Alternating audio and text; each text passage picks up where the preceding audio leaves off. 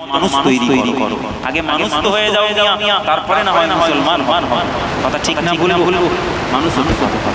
মুসলমানি ছেলেরা ও নবীর উম্মতিরা হযরতে শেরে খোদা আলী রাদিয়াল্লাহু তাআলা আনহু দুনিয়া জমিন থেকে বিদায় নেওয়ার পরেতে সিংহাসন নিয়ে লড়াই শুরু হয়ে গেল।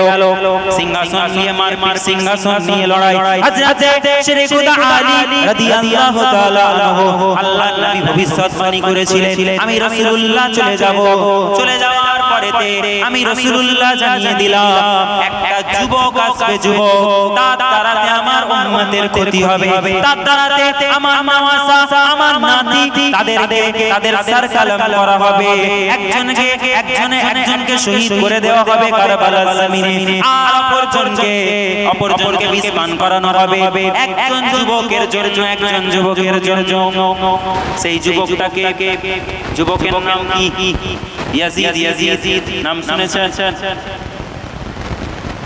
আজ যদি আপনাদেরকে প্রশ্ন করি ইয়াজিদ কি ভালো না খারাপ? ভালো না খারাপ? হোসেন ভালো না খারাপ? জোরে বলেন না। এখন কিছু মানুষ আছে যারা বলে প্রশ্ন করলে বলে না ভালো না খারাপ এ কথা বলা যাবে বলেনি? ও তোমার ঈমান ওইখানে আছে না? ঠিক আছে। জান্নাতের যুবকদের সরদার, যারা জান্নাতের যুবকদের সরদার তাদের প্রতি তোমার মোহাব্বত নেই, তুই জান্নাতে যাবে কি করে মিয়া? অন্তত এটা তো বুঝো। এই জন্য কবি কত সুন্দর করে বলেছে, ইয়াজিদ বদতরিন হ্যায় হুসैन বেহতরিন হ্যায়, ইয়াজিদ বদতরিন হ্যায় হুসैन বেহতরিন হ্যায়, यही मेरा यकीन है, यही मेरा यकीन है, हुसैन तो हसीन है। फलक की समत जब नजर उठी तो चांद पर पड़ी, अरे नजर ने चांद पर लगाई फिर सवाल की झड़ी। फलक की समत जब नजर उठी तो चांद पर पड़ी, नजर ने चांद पर लगाई फिर सवाल की झड़ी। सवाल चांद से किया जवाब चांद ने दिया, सवाल चांद से किया जवाब चांद ने दिया। ये कैसी चांदबीन है, हुसैन तो हसीन है। मेरा हुसैन शाह भी है और बादशाह भी, मेरा हुसैन दीन भी है, दीन की पनाह भी। मेरा हुसैन शाह भी है और बादशाह भी, मेरा हुसैन दीन भी है, दीन की पनाह भी। ये बात किसका दर हसी जो कह गए मुईनुद्दीन, ये बात किसका दर हसी जो कह गए मुईनुद्दीन। ये जुमला मुईन है, ये जुमला मुईन है, हुसैन तो हसीन है। জোরে বলেন না সুবহানাল্লাহ। আমার হুসেন হলেন হাসিন আর ইয়াজিদ হলো বদতরিন। জোরে বলুন না সুবহানাল্লাহ। নবী के नूर ऐन का, अली के दिल के चैन का, लगाओ कान जिस तरफ है नारा या हुसैन का। नबी के नूर ऐन का, अली के दिल के चैन का, लगाओ कान जिस तरफ है नारा या हुसैन का। ये बोलता है इंडिया कहे ये इंडोनेशिया, ये बोलता है इंडिया कहे ये इंडोनेशिया। यही सदाए चीन है, हुसैन तो हसीन है। दादा की फिक्र आज भी है, गूंजती गली गली। हसन हुसैन फूल है तो फातिमा एक कली, इसी से से जान लो मियाँ ये बात मान लो मियाँ, इसी से जान लो मियाँ ये बात मान लो मियाँ। ये बात कुछ महीन है, ये बात कुछ महीन है, ये बात कुछ महीन है। हुसैन तो हसीन है, यजीद बदतरीन है, हुसैन बेहतरीन है, यजीद बदतरीन है, हुसैन बेहतरीन है। यही हम सब का यही यकीन है, हुसैन तो हसीन है। अल्लाहुम्मा सल्ली अला व अला आलि सय्यिदना। আমার ভাইরা হযরত শেরে খুদা আলীকে সরিয়ে দিয়েছে, শহীদ করে দিয়েছে। কিসের জন্য? শুধুমাত্র সিংহাসনের লোভ। এখন মনে মনে চিন্তা করছে ওই ইয়াজিদ যে হযরত শেরে খুদা আলী তো চলে গেল, তাকে তো সরিয়ে দিয়েছে, সে তো মারা গেছে, সে তো মারা গেছে। আরে বাতিলদের জন্য তো তিনি মারা গেছেন, আমাদের জন্য আজও তিনারা জিন্দা আছেন। জোরে বলুন না সুবহানাল্লাহ। আল্লাহ বলে যারা আমার রাস্তায় আমার দ্বীনকে আমার দ্বীনের খিদমত করতে আমার দ্বীনের জন্য যারা ইন্তেকাল করে তাদেরকে তোমরা মৃত বলো না, তাদেরকে আমি আল্লাহ পাক কবরের মধ্যে আমি আল্লাহ জীবিত রাখি। শুধু তাই নয়, আমি আল্লাহ তাদেরকে কবরের রিজিকও প্রদান করে থাকি। জোরে বলুন না সুবহানাল্লাহ। নবী রাসূলরা জিন্দা, শহীদ যারা হয়েছে তারা জিন্দা। আমার ভাইরা, আমার বাবাজিরা, হযরত ইমাম হাসান রাদিয়াল্লাহু তাআলা আনহু তিনাকে শহীদ করে দিবেন, তিনাকে মেরে ফেলবেন। ইয়াজিদ তার দরবার থেকে খবর পাঠিয়ে তার দরবার থেকে লোভ লালসা দিয়ে হযরতে হুসাইন ইবনে আলী রাদিয়াল্লাহু তাআলা আনহু তিনার বাড়িতে পাঠিয়ে দিয়েছে। তিনার বাড়িতে চক্রান্ত পৌঁছে গেছে, তিনার বাড়িতে পলিটিক্সটা তার পৌঁছে গেছে। হযরত ইমাম হাসানের স্ত্রী তিনাকে বলছে, শোনো তুমি হাসানকে মেরে ফেলো। বলছে না না, এ তুমি কেমন কথা বলো? নওয়াসায়ে রাসূল আমার স্বামী, তুমি একই কথা বলো? স্ত্রীর হাতে স্বামীকে মেরে দেব? না না, এটা পারে না। বলছে শোনো, তুমি যদি মারতে পারো তোমাকে প্রচুর অর্থ দেওয়া হবে, তোমাকে সিংহাসন দেওয়া হবে, তোমাকে আমি আমার দরবারের একজন রানী বানিয়ে দেব। যখন এই কথা বলেছে লোভ লালসা ঢুকে গেছে, শয়তানের ওয়াসওয়াসা ঢুকে গেছে। শরবতের মধ্যে বিষ মিশিয়ে আর ইমামে হাসান রাদিয়াল্লাহু তাআলা বাড়ির মধ্যে এসেছেন। বাড়িতে আসার পর তিনার হাতে তুলে দিয়ে মুচকি মুচকি হাসছে। হযরত ইমামে হাসান স্ত্রীর মুখের দিকে তাকায় আর বলতে লাগে, ও আমার বিবি, ও আমার প্রাণের স্ত্রী, শরবতটা কি ঠিক আছে? বলছে হ্যাঁ। বলছে আজকে কেমন খেতে যেন কেমন লাগছে, আজকে স্বাদটা ভিন্ন রকমের লাগছে। বলছে না না, আয় আমার স্বামী, সব ঠিক আছে। আপনি ক্লান্ত, আপনি পরিশ্রম করে এসেছেন, আপনি তো ক্লান্ত, এই জন্য ক্লান্ত শরীর বলে এরকম মনে হচ্ছে। খেয়ে নেন, প্রতিদিনের ন্যায় আজকেও একইভাবে আমি শরবত প্রস্তুত করেছি আপনার জন্য। নওয়াসায়ে রাসূল শরবত পান করলেন। পান করার পরে নওয়াসায়ে রাসূলের শরীরটা আস্তে আস্তে ক্লান্ত হয়ে গেল, বিছানাগ্রস্ত হয়ে গেলেন। বিছানার মধ্যে চিন্তা করছেন, আল্লাহ আমি বুঝতে পেরেছি, আমি বুঝে গেছি আল্লাহ আমার মারা যান দয়া নবী রাহমাতাল লিল আলামিন আপনার হাবিবুল্লাহ তিনি তো ভবিষ্যৎবাণী করেছিলেন আমার হাসান তাকে শহীদ করে দেওয়া হবে, তাকে বিষ পান করানো হবে। আমাকে বিষ পান করিয়ে দিয়েছে। আল্লাহ আমি আখিরাতের রাস্তায় পাড়ি দিচ্ছি, আল্লাহ আমি চলে যাব, আর দুনিয়ার জমিনে থাকবো না। বোনকে ডেকে পাঠিয়েছে, আয় আমার বোন, যাও তাড়াতাড়ি করে ছোট ভাই ইমামে হোসেনকে ডেকে আনো। বোন তাড়াতাড়ি করে গিয়ে ছোট ভাই ইমামে হোসেনকে খবর দিয়েছে, ও ছোট ভাই চলেন, বড় ভাইয়ের শরীরটা বড়ই অসুস্থ, তার চেহারার রংটা পরিবর্তন হয়ে গেছে। আপনি একটু গিয়ে আপনাকে তিনি ডাকছেন, আপনি একটু কাছে বসে তিনাকে সান্ত্বনা দিবেন। ছোট ভাই চোখের পানি ফেলতে দৌড়তে বড় ভাইয়ের বাড়িতে এসে হাজির। বড় ভাইয়ের কাছে এসে বসে গেছে আর কাছে এসে বলতে লাগে, বলো আয় আমার ভাই, তোমার এই অবস্থা কে করেছে?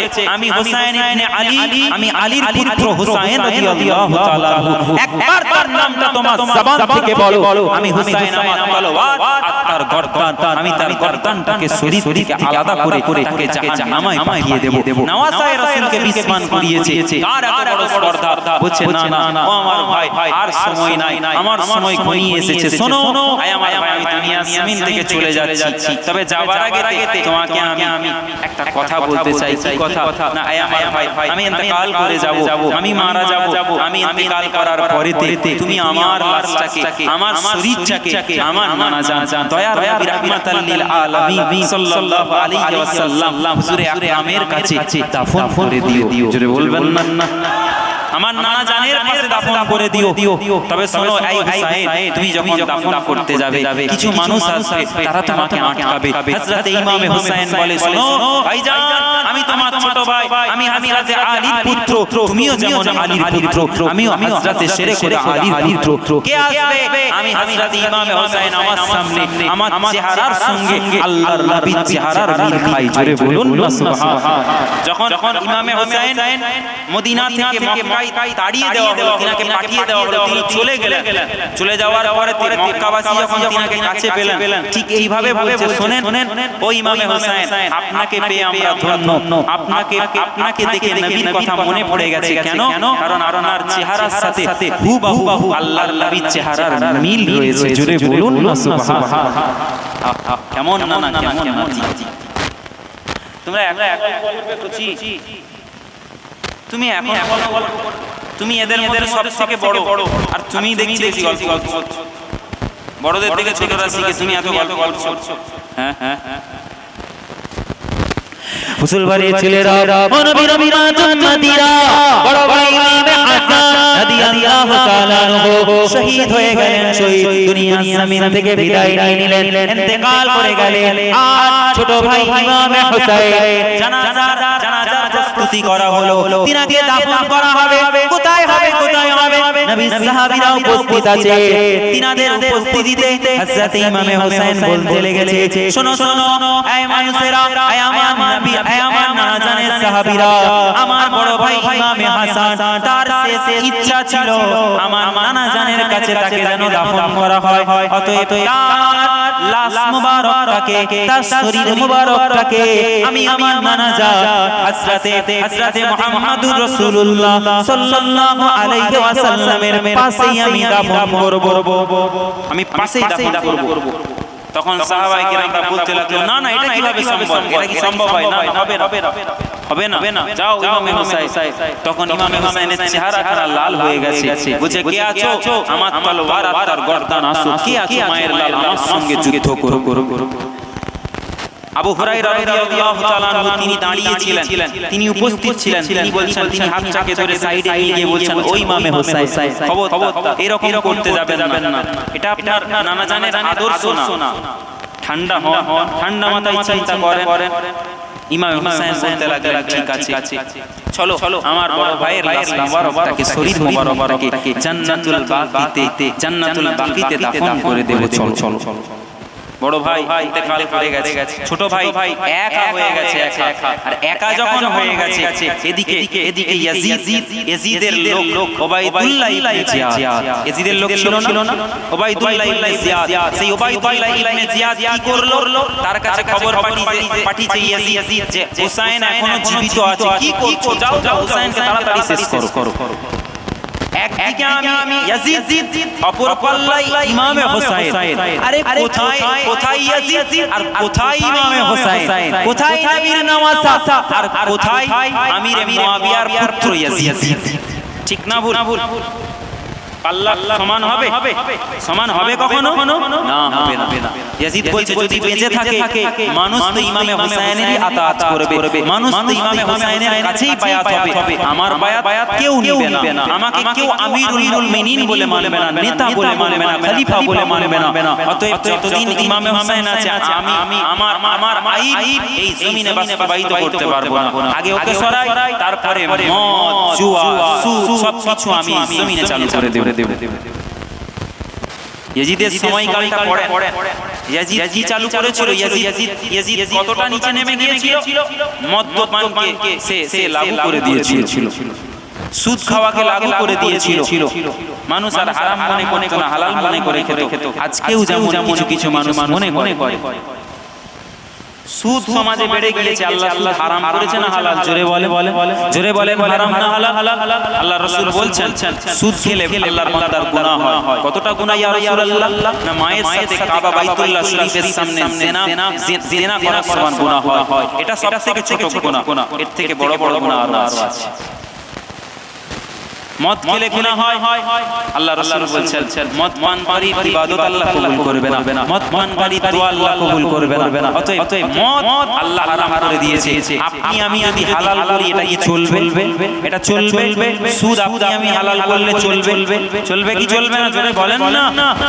আর কেউ কথা বলে না।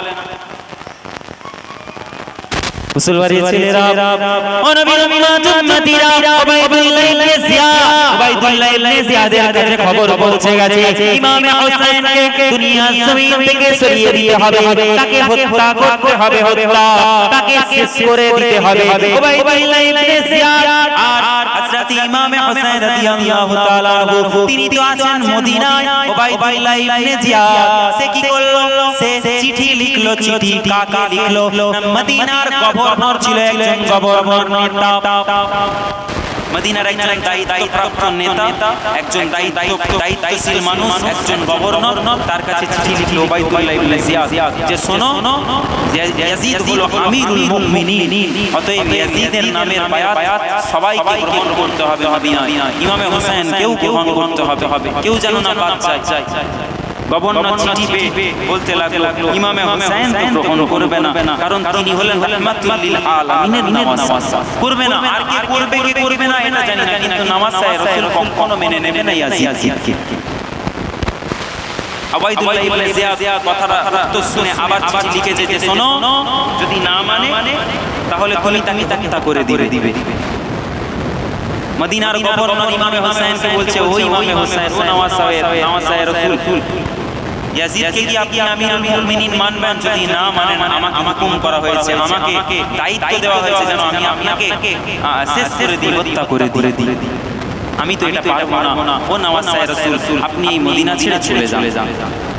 আমি পারবো না হত্যা করতে, আপনার গায়ে একটা খরচ দিতে, একটা আঁচড় কাটতে, একটা আঘাত করতে। আপনি এই মদিনার জমিন ছেড়ে চলে যান। হযরত ইমামে হোসেন বলতে লাগলো শোনো, তুমি কি কথা বলো? যেই সিংহাসনে আমার আব্বা জান হযরত শেরে খোদা আলী বসেছেন, আমার আব্বা জান খলিফা ছিলেন, যেই সিংহাসনে আল্লাহর নবী সাহাবী হযরত ওমর ফারুক বসেছেন, যেই সিংহাসনে আবু বকর সিদ্দিক বসেছেন, যেই সিংহাসনে হযরত ওসমান গনি বসেছেন, সেই সিংহাসনে ইয়াজিদের মতো ওই বদমাইশকে আমি কিভাবে মেনে নিই? হুসাইন খলিফা বলে আমি মানতে পারবো না। যাও তাকে চিঠির উত্তর দিয়ে দাও, তবে আপনাকে মদিনা ছেড়ে চলে যেতে হবে। ঠিক আছে, আমি মদিনা ছেড়ে চলে যাব, কিন্তু ইয়াজিদের কাছে আমি কখনো আমার মাথাকে নত করব না। জোরে বলুন না সুবহান। মাথা নত করেন বাতিলের কাছে। মুসলমানের ছেলেরা ও নবীর উম্মতিরা নওয়াজ রাসূল ইমামে হোসেন রাদিয়াল্লাহু তাআলা আনহু মক্কা জমিনে চলে গেলেন।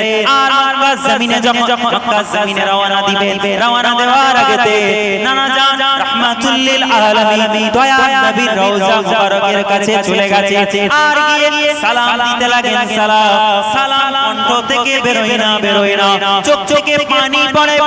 ও আমার নানা জান শুনেন, আজ তো আপনি আমার কাছে না, ও আমার নানা জান আপনি তো আপনার রওজা মুবারকে আছেন। নানা জান আজকে আপনার উম্মতদের মধ্য থেকে কিছু লোক আমি ইমামে হোসেন আপনার নওয়াজ আমাকে এই মদিনার জমিন থেকে তাড়িয়ে দিয়েছে। আমাকে আর থাকতে দেবে না। যদি আমি মদিনার জমিনে থাকি আমাকে তারা হত্যা করে দেবে, শেষ করে দেবে। ও আমার নানা জান আপনাকে আমার সালাম দিলাম, সালাম নেবে।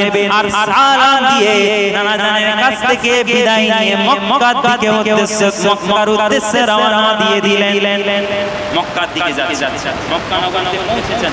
মক্কাবাসীরা ইমাম হোসেনকে খুশিতে আত্মহারা হয়ে মেহমানদারি করাতে লাগলেন। ইমাম হোসেনকে বললেন ও ইমাম হোসেন, আপনি হয়তো জানেন না আজকে আপনাকে মদিনা ছেড়ে মক্কায় আসতে হয়েছে। তারা পাঠিয়ে দিয়েছে চক্রান্ত করে। একটা সময় ছিল আপনার নানা জান রাহমাতুল লিল আলামিন দয়ার নবী এই মক্কা নগরীতে ওনার আব্বা জানের বাড়ি, ওনার আম্মা জানের বাড়ি, ওনার দাদার বাড়ি বাড়ি, ওনার চাচার বাড়ি, এই মক্কা নগরীটা ছেড়ে ওনাকে চলে যেতে হয়েছিল।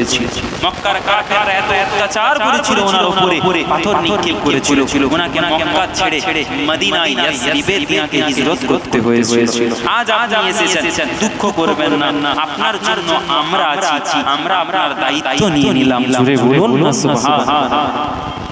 হযরত ইমাম হুসাইন রাদিয়াল্লাহু তাআলা আনহু, ওইদিকে ইমাম হুসাইন মক্কা নগরীতে আছে, উবাইদুল্লাহ ইবনে জিয়াদ আবার বলছে, এই শোনো শোনো, তোমরা যারা কুফাতে আছো, কুফার গভর্নরকে বলছে চিঠি লেখো, চিঠি কাকে লিখবে? ইমাম হুসাইনকে লেখো, ইমাম হুসাইনকে লেখো চিঠি। উবাইদুল্লাহ ইবনে জিয়াদ যখন ইমাম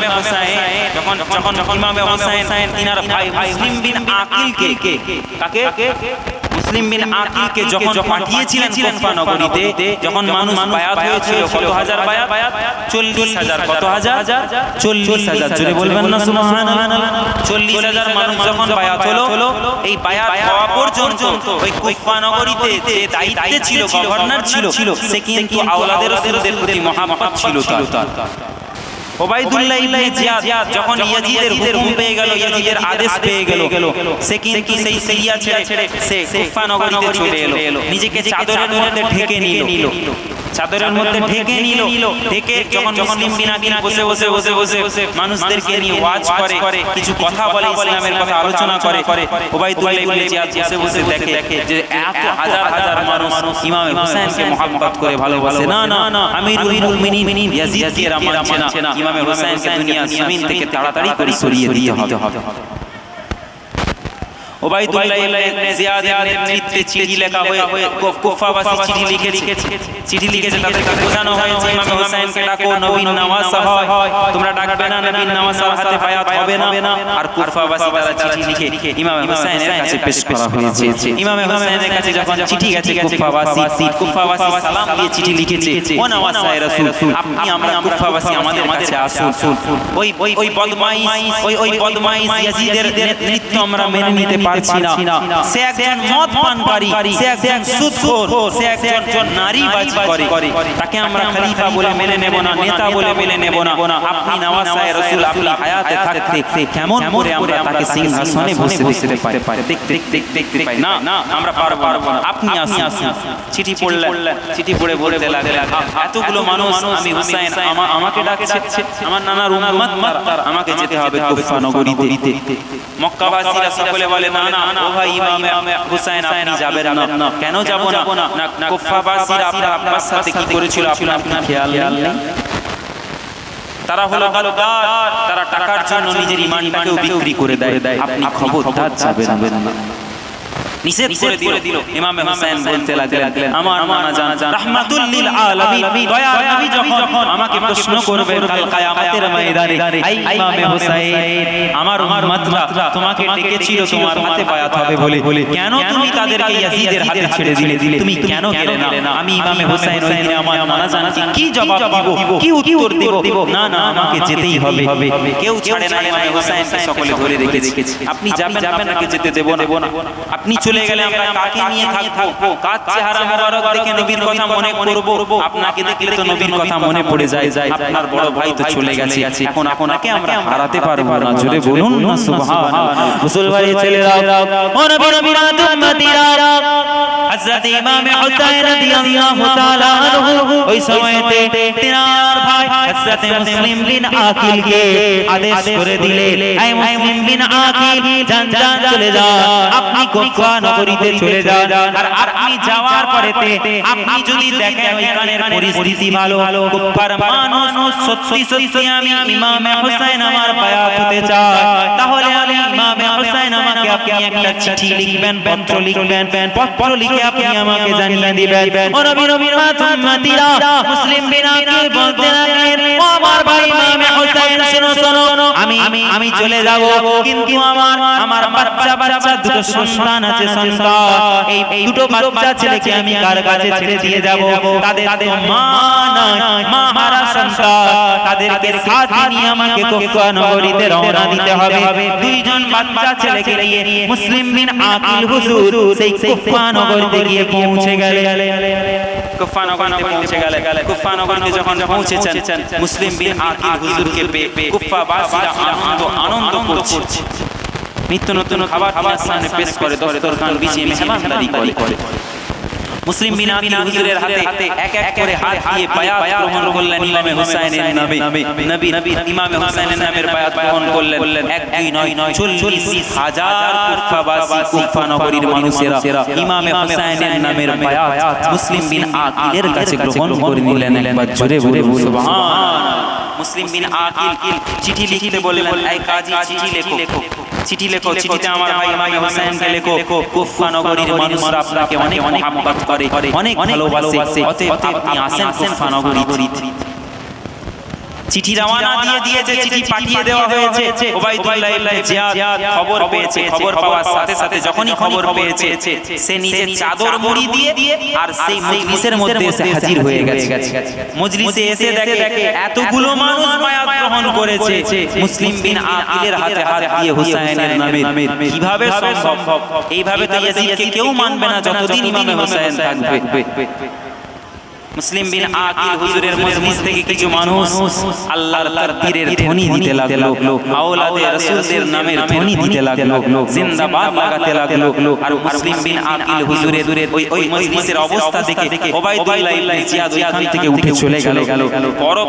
পরবর্তীতে উবাইদুল্লাহ ইবনে জিয়াদ কুফাবাসীকে বলতে লাগলো, এই কুফাবাসী, তোমরা কি জানো না আমি কে? আমি উবাইদুল্লাহ ইবনে জিয়াদ, আমি কুফা নগরীর নতুন গভর্নর। ইয়াজিদকে মানতে হবে তোমাদেরকে। ইয়াজিদ হলো আমিরুল মুমিনিন, তাকে ছাড়া অন্য কাউকে মানা যাবে না। অন্য কাউকে মানলে তাকে আমি হত্যা করে ফেলবো, তাকে আমি শেষ করে ফেলবো। এটা ইয়াজিদের হুকুম। কুফাবাসীরা ভয় আতঙ্কে রয়েছে যে বাপ রে বাপ, উবাইদুল্লাহ ইবনে জিয়াদ আমাদেরকে হুমকি দেয়, এখন কি হবে? মুসলিম বিন আকিল হুজুর রাত্রি যাপন করছেন। আর এদিকে উবাইদুল্লাহ ইবনে জিয়াদ বাড়িতে খবর পাঠিয়েছে, শোনো কুফাবাসী, উবাইদুল্লাহ ইবনে জিয়াদ বলছে মুসলিম বিন আকিলকে যারা বাড়িতে আশ্রয় দিবে, যারা সাথে থাকবে তাদেরও মাথাটাকে আলাদা করে দিও শরীর থেকে। খবরদার মুসলিম বিন আকিলের সাথ কেউ দিবে না। মুসলমানের ছেলেরা, ও নবীর মা জান্নাতীরা, মুসলিম বিন আকিল হুজুরকে কেউ জায়গা দেয় না। মুসলিম বিন আকিল হুজুর দুইজন ফুটে বাচ্চা ছেলে, একজনের নাম মুহাম্মদ, আরেকজন হলো ইব্রাহিম। দুইজন বাচ্চা ছেলেকে হাতে করে ধরে নিয়ে কুফা নগরীতে তন্ন করে অলি গলিতে খোঁজ করে কার বাড়িতে একটু জায়গা পাওয়া যায়। সকলকে বলতে লাগে, এই কুফাবাসী, শোনো, তোমরা তো আমার হাতে বায়াত হয়ে গেলে, এখন কেন তোমরা আমার সাথে এরকম ব্যবহার করছো? শোনো, আমরা বড় ক্ষুধার্ত, আমার এই বাচ্চাগুলো ক্ষুধার্ত, আমরা পিপাসিত, আমাদেরকে কিছু খাবার এবং পানির ব্যবস্থা করে দাও। কুফাবাসীরা বলে, না, উবাইদুল্লাহ ইবনে জিয়াদের হুকুম, যদি তোমাকে জায়গা করে দিই তাহলে সে আমাদেরকে হত্যা করে ফেলবে, শেষ করে ফেলবে। আমরা পারবো না। যাও, চলে যাও, দূর হয়ে যাও। উবাইদুল্লাহ ইবনে জিয়াদ তার দরবারে মুসলিম বিন আকিলকে গ্রেফতার করা হলো, বন্দী করা হলো, আটক করা হলো, আর উবাইদুল্লাহ ইবনে জিয়াদের দরবারে হাজির করা হলো।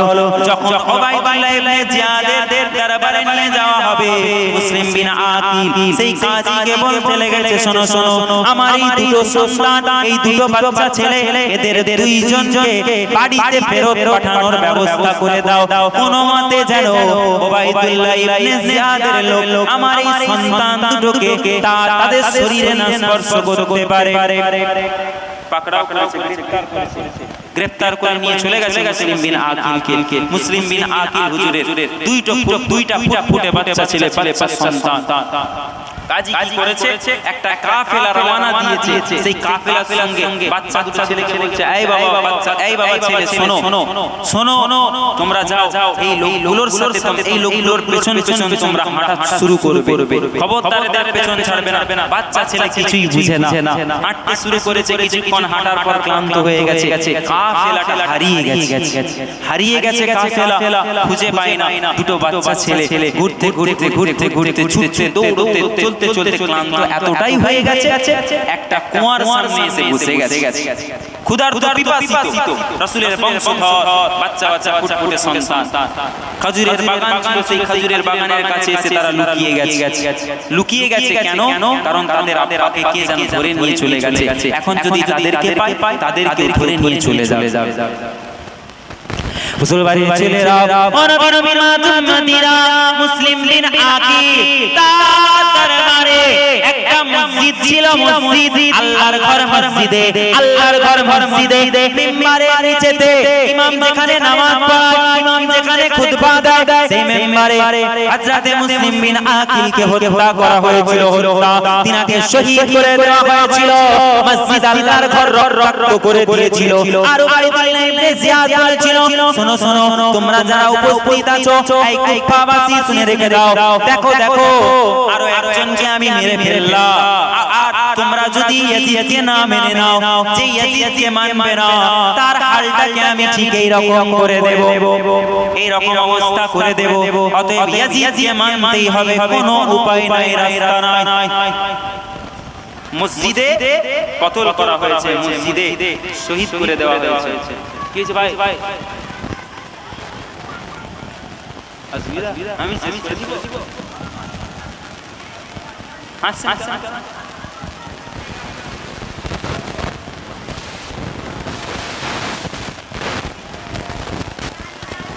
এই ছেলেরা, তুমি আবার কথা বলছো? এই তুলে নিয়ে জানতো আমার গাড়িতে করে দাও। আমার গাড়ির কি অনেক বড় পেছনে সবকে ভরে নিয়ে চলে যাবো মেদিনীপুর নিয়ে চলে যাবো। দরুদ শরীফ আল্লাহুম্মা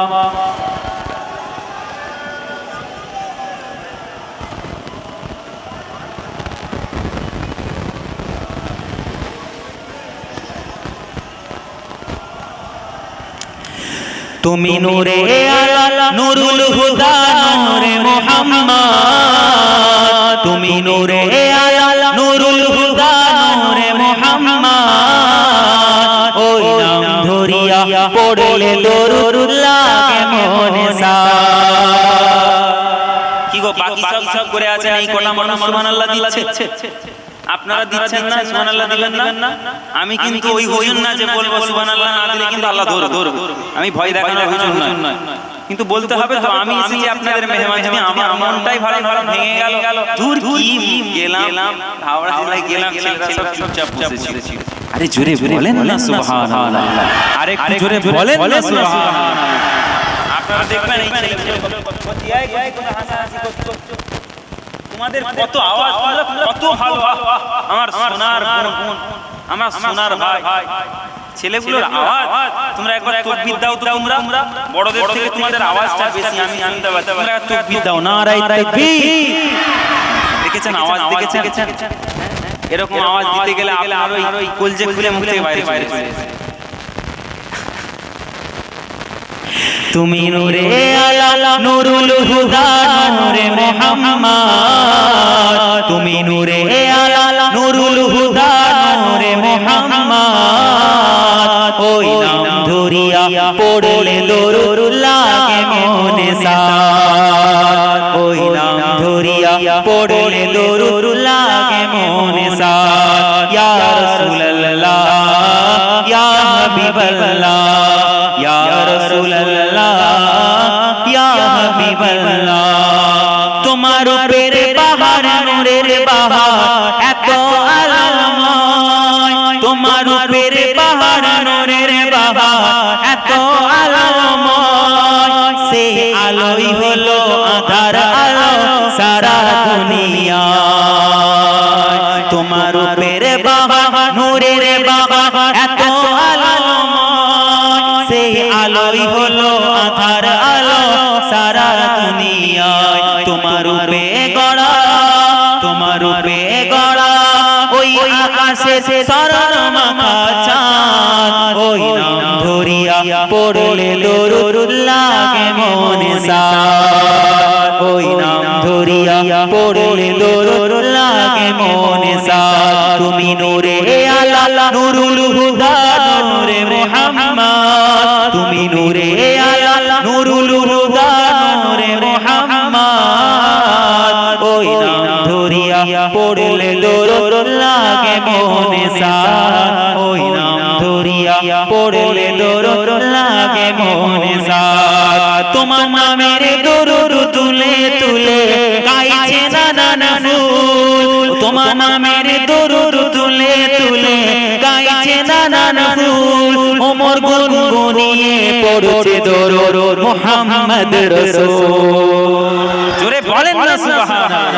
তোমার নামের দরুদ তুলে তুলে গাইছে নানা ফুল, ওমর গুনগুনিয়ে পড়ছে দরুদ মুহাম্মদ রাসূল, ওমর গুনগুনিয়ে পড়ছে দরুদ মুহাম্মদ রাসূল। তোমার নূরের আলোয়, তোমার নূরের আলোয় চন্দ্র তারা জ্বলছে সারা রাত, ওই নাম ধরিয়া পড়লে দরুদ লাগে মনে সাদ, ওই নাম ধরিয়া পড়লে দরুদ লাগে মনে সাদ। তুমি নূরে আলা নুরুল হুদা নূরে মুহাম্মদ, তুমি নূরে আলা নুরুল হুদা নূরে মুহাম্মদ, ওই নাম ধরিয়া পড়লে দরুদ লাগে মনে সাদ, ওই নাম ধরিয়া পড়লে দরুদ লাগে মনে সাদ। ইয়া রাসূলুল্লাহ ইয়া হাবিবাল্লাহ, ইয়া রাসূলুল্লাহ ইয়া হাবিবাল্লাহ, আল্লাহুম্মা সাল্লি আলা।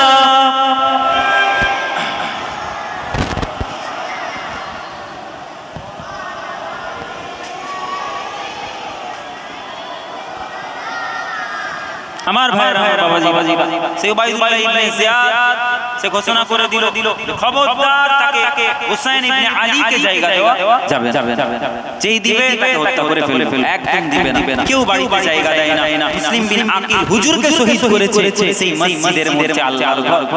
অতএব এ থেকে বুঝেন মসজিদে কিন্তু আপনার সব নামাজি আবার আল্লাহর কাছে কবুল হয় না, সব নামাজি আল্লাহর কাছে। আমরা নামাজ কেমন পড়ি, নামাজ কেমন পড়তে হবে, নামাজ পড়তে হবে নামাজের মধ্যে যেন মন থাকে আল্লাহকে খুশি করার জন্য। আমার আল্লাহকে আমি দেখতে পাইনি, আমার আল্লাহ আমাকে দেখছে। আরে নামাজটা তো হলো মুমিনদের জন্য মেরাজ স্বরূপ, as-সালাতু মিরাজুল মুমিনিন। আল্লাহ রাসূল বলছেন নামাজ হলো মুমিনদের জন্য মেরাজ স্বরূপ। বান্দা তুমি চিন্তা করছো মসজিদের টাইলে তুমি মাথা দিচ্ছ, বান্দা মাটির উপরে তুমি সাজদা করছো, বান্দা এই নোংরা জায়গায় সাজদা করছো। না, তুমি আল্লাহর ইবাদত করছো। তুমি যখন সিজদায় চলে যাও আল্লাহর কুদরতি কদমে তোমার মাথাটা লেগে যায়। জোরে বলুন না সুবহানাল্লাহ। আল্লাহর নবী বলছেন as-সালাতু মিফতাহুল জান্নাত, জান্নাতে যেতে গেলে তোমাকে নামাজ পড়তে হবে, জান্নাতে যাওয়ার একটা জরিয়া হলো নামাজ। জোরে বলুন না সুবহানাল্লাহ।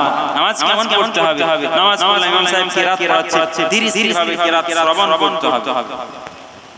ইমাম সাহেব রুকুতে গেছে, আবার দেখবেন কিছু মানুষ যে রুকুতে যখন একটু বেশিক্ষণ চলে যায় এরকম করে, মানে কখন উঠবে আছে না নাই গো।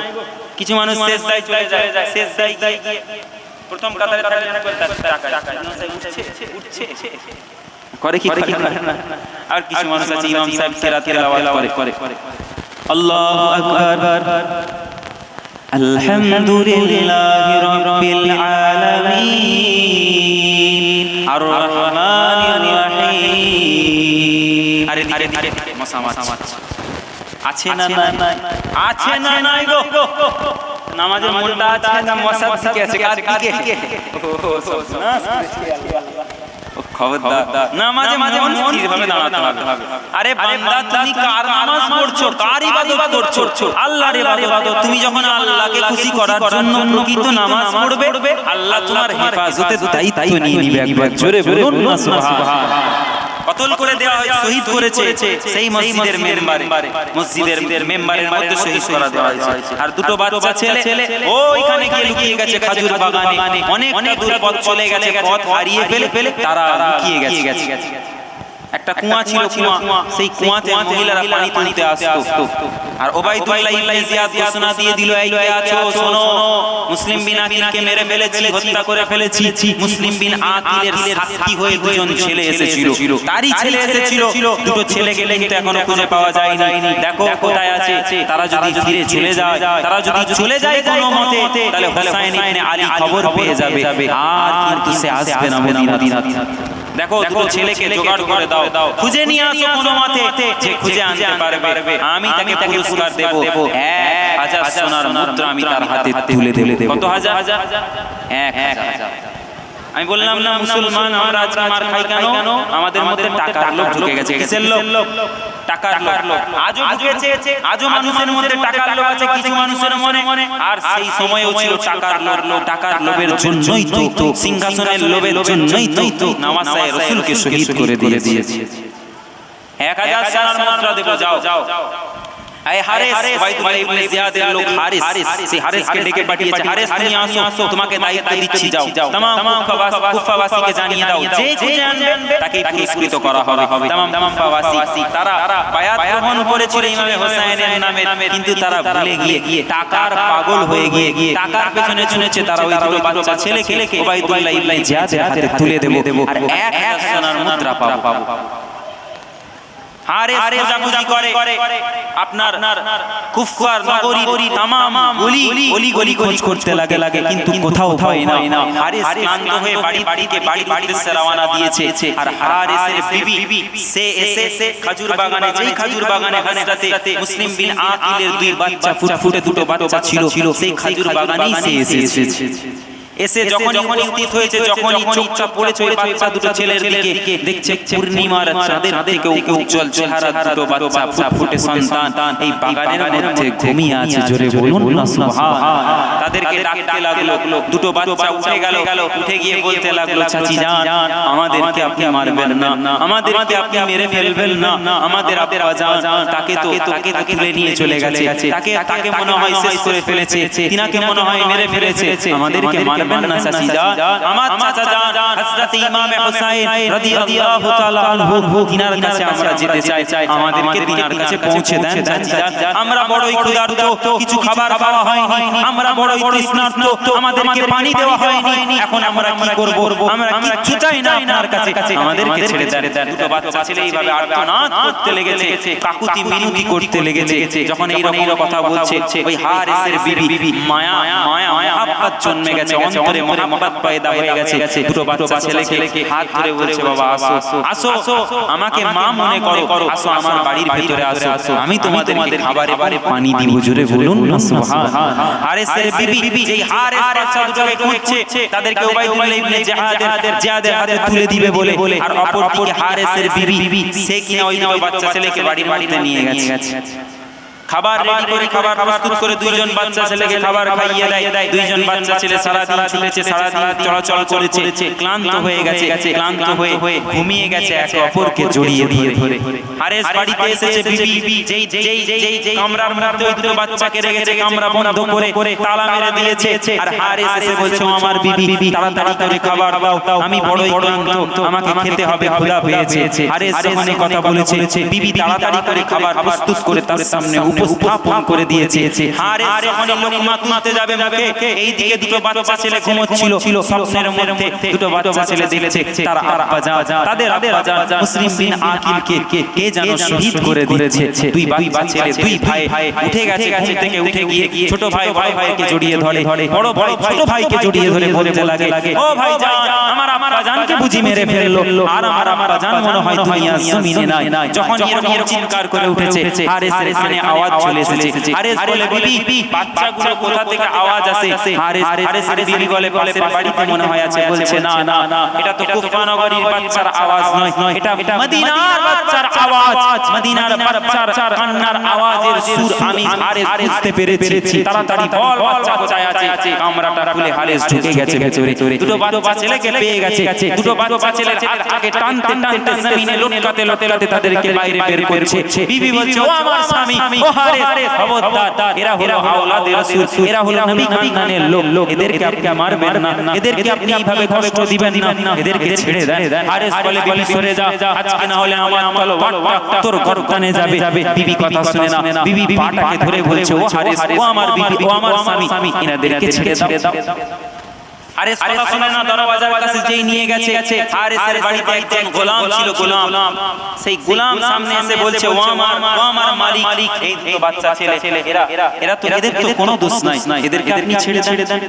আমি আপনার গোলাম, আপনি আমাকে সন্তানের মতো মানুষ করেছেন, আপনার বিবি আমাকে ছেলের মতো বড় করেছে, আমি আপনাদের গোলাম, আমি আপনাদের। তবে আজকে যদি এই রাসূলের খানদানের ছেলেদেরকে আপনি না ছেড়ে দেন, যদি কষ্ট দেন, তার আগে আমার সঙ্গে আপনাকে যুদ্ধ করতে হবে। জোরে বলবেন না সুবহানাল্লাহ। আমার জীবনটা আগে নিতে হবে, তারপরে নবী বংশের আওলাদদের কি হবে না হবে এটা আল্লাহই বেহতর জানে। হারেস কি করলো? এই গোলামকে শহীদ করে দিল। আওলাদে রাসূলদের জন্য, রাসূলের খানদানদের জন্য সবথেকে প্রথমে হারেসের ওই গোলাম শহীদ হয়ে আল্লাহর জান্নাতে দাখিল হয়ে গেল। জোরে বলুন না সুবহানাল্লাহ। হারেস আবার নিয়ে যায়। হারেসের দুই পুত্র ছিল, দুই ছেলে ছিল। দুই ছেলে সামনে এসে বলতে লাগে, ও বাবা, কোথায় নিয়ে যাও দুটো বাচ্চাকে? এই ফুটফুটে পূর্ণিমার চাঁদের দিকেও দেখছে সুন্দর, এদের মুখের দিকে তাকিয়ে কি দেখোনি তুমি? তোমার কি মায়া লাগে? ও বাবা, ছেড়ে দাও এই দুটো বাচ্চা ছেলেকে। বলছে, না না, তোরাও সরে যা, তোরা যদি সামনে আসিস তোদেরকেও ছাড়বো না। দেখ, গোলামের যে হাল করেছি তোদের একই হাল করব। দুই সন্তান বলে, আজকে আমরা ভুলে যাব আমার আব্বাজান আপনি। জোরে বলবেন না সুবহানাল্লাহ। নবীর বংশের জন্য কতটা কষ্ট করছে, কতটা লড়াই করছে দেখেন হারেসের পুত্র। দুই পুত্র যখন কথা শুনে না, হারেস কি করলো? নিজের হাতে অর্থের লোভে, অর্থের বিনিময়ে নিজের পুত্রকেও সে শহীদ করে দিল, সে হত্যা করে ফেলল। সবাইকে হত্যা করে ফেলেছে। বাচ্চা দুটোকে টেনে নিয়ে যেতে লেগেছে।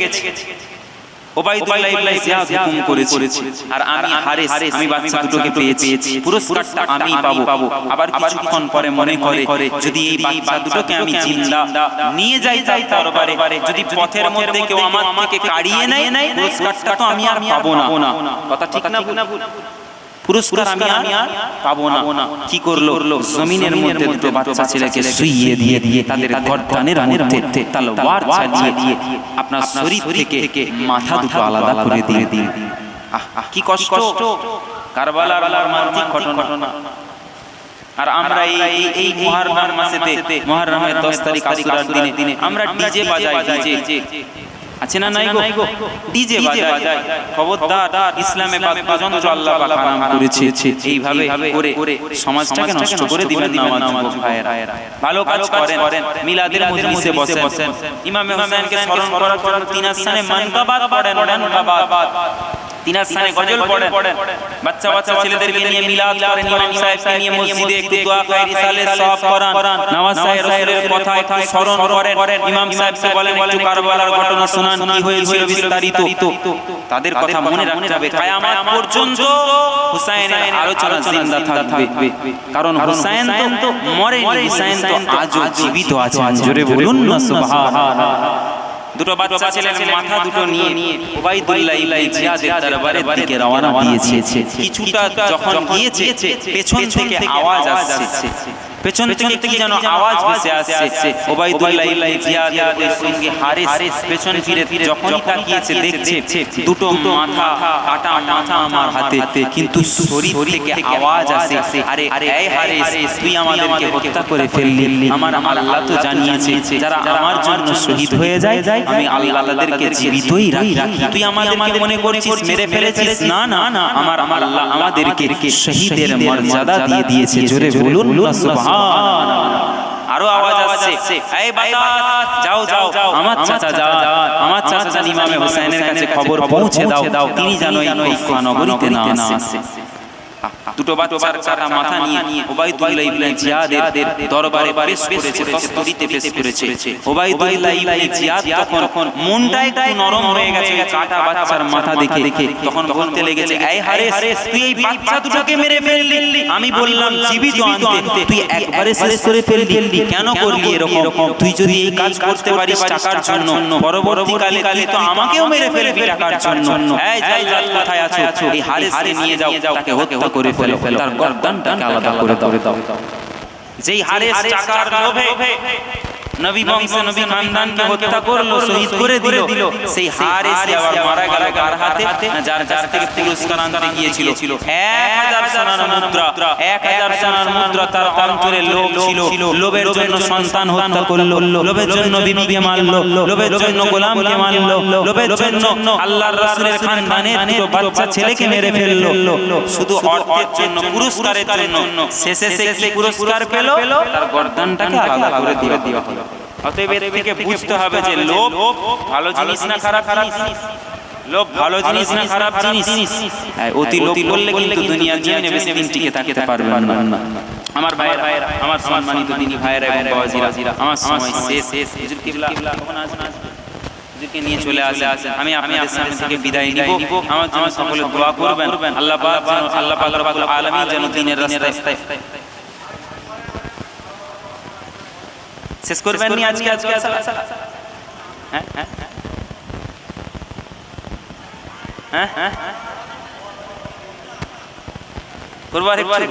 শুনবেন, আপনারা দিয়ে শুনছেন, আর কতগুলো মানুষ বেশ চনমন করছে, ছটফট করছে। তাবারুক হয়েছে নাকি? মানে রান্না হচ্ছে। আপনাদের হাওড়া জেলার বিরিয়ানি আমাকে যখন বলে ভাইজান তাহলে নিয়ে যাবেন বাড়িতে, বলে দূর পাগলা, ওটা আবার ছাড়ে হাওড়া জেলার বিরিয়ানি, লম্বা দাও না। বাস্তবিক হাওড়া জেলার হুগলি জেলার বিরিয়ানি খুব টেস্ট, খুব ভালো। আমাদেরকে আবার বলে বিরিয়ানি লোক আছে না, দিলে তো নিয়ে যাবো। এখন আমি অপরিচিত মানুষ, আমি তো আর আপনাদের এখানে এসে এলাকায় দিবেন না? দিবেন তো?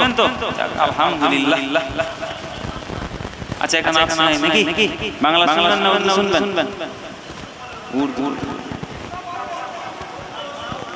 হ্যাঁ,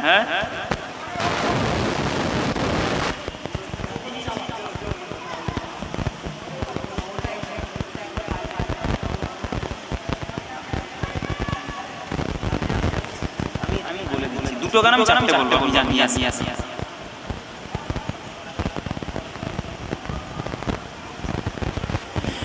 জন্ম আমার নবীর যুগে হলে এমন হতো, জন্ম আমার নবীর যুগে হলে কেমন হতো, দুনয়নে রাসূল পাক দেখিলে কেমন হতো, দুনয়নে রাসূল পাক দেখিলে কেমন হতো,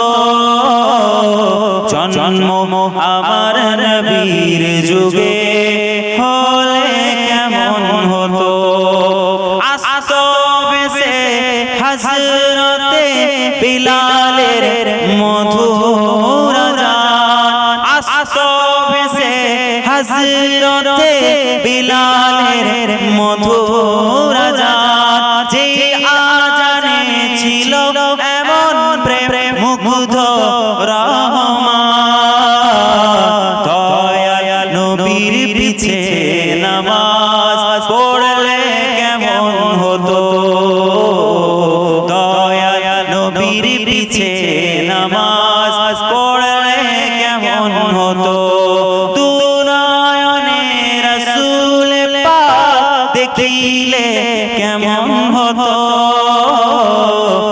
জন্ম আমার নবীর যুগে হলে কেমন হতো, কেমন ছিল সেই দৃশ্য মদিনার দেখেছেন সব সাহাবী কেমন ছিল সেই দৃশ্য মদিনা দেখেছেন সব সাহাবী খেলছে শিশু হাসান হুসাইন সাথে দয়ার নবী নবী পাক জবান ডাকছে হাসান শুনলে কেমন হতো নবী পিঠ মুবারকে নাতি হুসাইন দেখলে কেমন হতো তু নয়নে রাসূল পাক দেখিলে কেমন হতো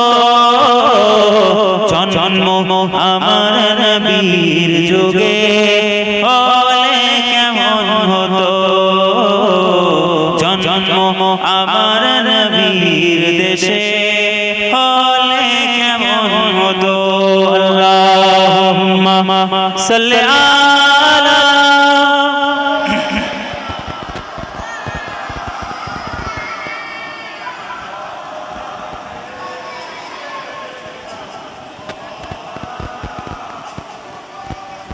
যাক যাক আমার জন্য সকলে দোয়া করবেন আল্লাহ পাক রব্বুল আলামিন যেন অটুট রাখেন দিনের রাস্তায় চলার তৌফিক দান করেন বলুন আল্লাহুম্মা আমিন একটু উঠে দাঁড়িয়ে যাই মোহাব্বতে কুতুবুদ্দিন নারে বীর নারে তাকবীর মাসলাকে মুজাদ্দিদে জামান আওলাদে মুজাদ্দিদে জামান সম্মানিত শ্রদ্ধেয় পীরজাদা হুজুর কিবলা সম্মানিত শ্রদ্ধেয় পীরজাদা হুজুর কিবলা ফুরফুরা দরবার শরীফ নারে